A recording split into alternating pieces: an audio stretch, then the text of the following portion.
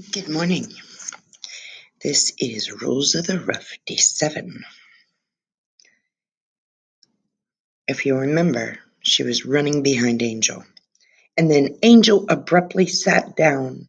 Jessie's arm jerked to a sudden stop, her feet carrying her a few steps before she was able to catch herself. Gasping, she put her hands on her knees, the leash digging into her left palm. She managed to take several deep, shaky breaths, her head pounding, before she straightened and glared down at the pit bull. Hold on, need to put my other glasses. You, she gasped, shaking her head at the dog. You'd better be tired. Angel stretched out on the sidewalk, his body moving with each panting breath. Yeah, I thought so. Jessie stretched her aching back and looked around. They were in a nice neighborhood. The houses were all 2 or 3 stories tall with wide green lawns and carefully manicured bushes. Jessie felt like she'd been running for hours, but it was probably more like 15 minutes. It was still early, and hardly anyone was out yet.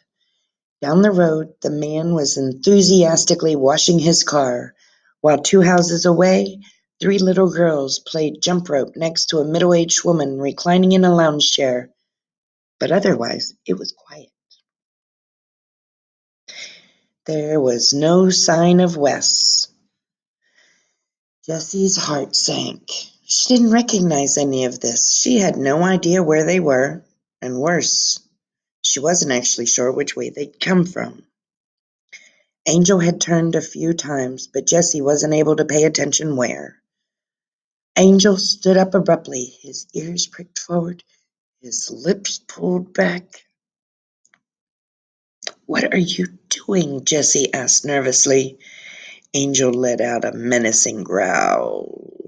"Angel, stop!" Jessie pulled at the leash, and then she heard it too. Over the sound of Angel growling, and the children playing, and the man spraying his car, someone was yelling. Jessie looked up. A dog was running toward them, dragging a leash like a cape.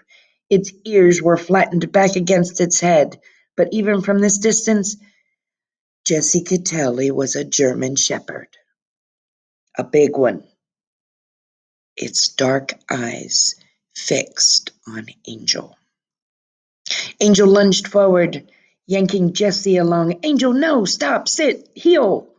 Jessie wheezed and panted and tried to yank back on the leash, but she couldn't stop Angel's determined spirit. Jessie glimpsed at a tree up ahead. In a last effort, she threw her free arm around and caught it, clinging like a koala as the pull from Angel slammed her against the trunk. The momentum swung Angel around just as the other dog leapt, and the 2 dogs barely missing each other. The German shepherd landed, then spun gracefully to face Angel again. Angel snarled and lunged, slamming Jessie harder against the tree.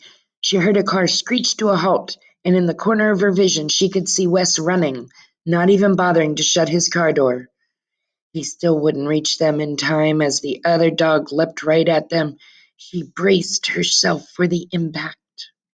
And then a woman in hot pink capris was there, thrusting herself in front of Jessie and catching the German shepherd mid-leap. She twisted, rolling the dog away from Jessie and Angel, and coming up to her feet with a firm grip on the dangling leash. Jessie's jaw dropped, and she almost let go of a snarling Angel. But by then Wes was there. He grabbed Angel by the collar and hauled him back. "Sit," he said with such authority Jessie found her own legs collapsing. He spared her a glance. "I wasn't talking to you. You don't need to sit." I'm good here," Jessie managed. Spots danced in her vision, and she thought she might be sick. Wes had to open her hand and physically pull the leash from her numb fingers, and she leaned her head against the rough bark of the tree. "Thank you," she whispered. He scowled at her. "Don't thank me. This was my mistake. And you!" He turned his scowl to the woman and her German shepherd. "What the heck was that?" I'm so sorry, the woman said, her gaze focused on Wes's shoulder, like she couldn't stand to look him in the eyes. Jessie didn't blame her. She had never felt anger like Wes's before. It reminded her of a space heater, throwing off heat and filling the air between them. That was quick thinking, grabbing the tree like that, she told Jessie. Thank you, Jessie managed. She couldn't look away from the woman. From her lovely brown eyes and perfect cheekbones, with her black tank top and tight pink capris, she looked like a fashion model. But Wes seemed completely immune to her beauty. If you can't control your dog, you shouldn't. He stopped abruptly, his eyes narrowing on the German Shepherd. It gave Wes a big, wide doggy smile, looking nothing at all like the beast it had been, lunging and snarling just seconds ago. Is that Bruno?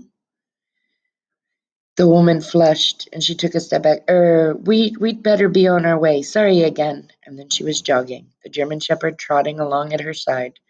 Wes watched them go, a concerned furrow deepening between his eyebrows. What's wrong? I know that dog. And that's a bad thing? I walk that dog, except for this week when his owner said he didn't need any walks. So the question is, why is he being walked today by some amateur? He didn't say another word as the woman and dog turned the corner and vanished from sight. But Jessie could practically feel his thoughts churning in his head like a vat of Rocky Road ice cream. And then she shivered.